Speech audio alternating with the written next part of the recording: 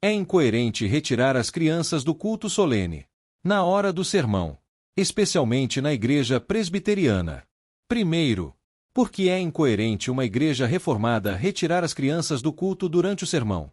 A prática de retirar as crianças do culto solene para uma salinha ou atividade paralela, ainda que bem intencionada, se mostra incoerente com a fé reformada e com os princípios e normas da Igreja Presbiteriana do Brasil, IPB.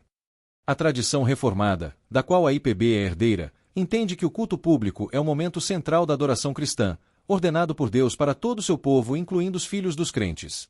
Segundo, o culto solene é para toda a congregação. Na teologia reformada, as crianças não são tratadas como visitantes ou ainda não membros, mas como parte do povo da aliança. A Confissão de Fé de Westminster, CFW, que a IPB adota como seu padrão doutrinário, ensina que os filhos dos crentes são membros visíveis da igreja e, por isso, devem participar dos meios de graça ordinários, entre os quais se destaca o culto público. Isso inclui a pregação da palavra, que é o centro do culto reformado. Terceiro, separar as crianças do culto é, portanto, uma negação prática de sua inclusão na aliança e de sua necessidade de serem instruídas e transformadas pela palavra de Deus, mesmo desde tenra idade, conforme 2 Timóteo 3, versículo 15. Jesus mesmo disse: "Deixai vir a mim os pequeninos, e não os impeçais", Marcos 10, versículo 14. Isso inclui não impedi-los de ouvir a sua palavra pregada. Quarto, a IPB proíbe outras atividades durante o culto solene. Na teologia reformada, as crianças não são tratadas como visitantes ou ainda não membros, mas como parte do povo da aliança. A Confissão de Fé de Westminster, CFW, que a IPB adota como seu padrão doutrinário, ensina que os filhos dos crentes são membros visíveis da igreja e, por isso, devem participar dos meios de graça ordinários, entre os quais se destaca o culto público. Isso inclui a pregação da palavra, que é o centro do culto reformado. Quinto, além dos princípios teológicos, há também diretrizes formais. O princípio regulador de culto, conforme entendido pela IPB, ensina que no culto a Deus só deve ser feito o que ele ordena em sua palavra.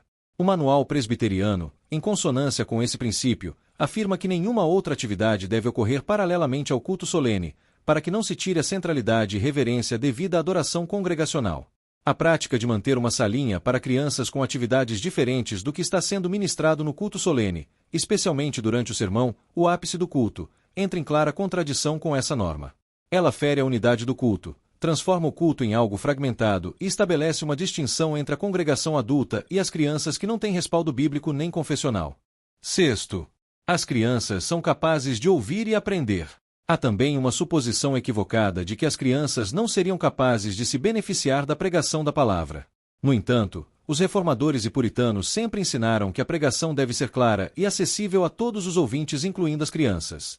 Embora nem todas compreendam tudo o que é dito, a presença constante sob a ministração da palavra, em espírito de reverência, molda a alma infantil. É assim que a fé é alimentada, mesmo em seu início.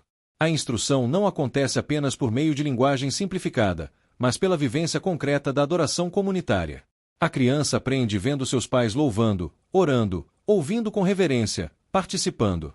Esse exemplo é poderoso e pedagógico. Sétimo, por fim, portanto, retirar as crianças do culto durante o sermão para atividades paralelas não encontra respaldo na teologia reformada, contradiz o ensino da Confissão de Fé de Westminster, desrespeita as normas litúrgicas da IPB e priva os pequeninos da aliança do principal meio de graça, a exposição da palavra de Deus. Ensinar as crianças a amar o culto começa por ensiná-las a estar no culto. A igreja que verdadeiramente deseja formar discípulos desde a infância deve manter seus pequenos aos pés do Senhor junto com toda a congregação, não fora dela.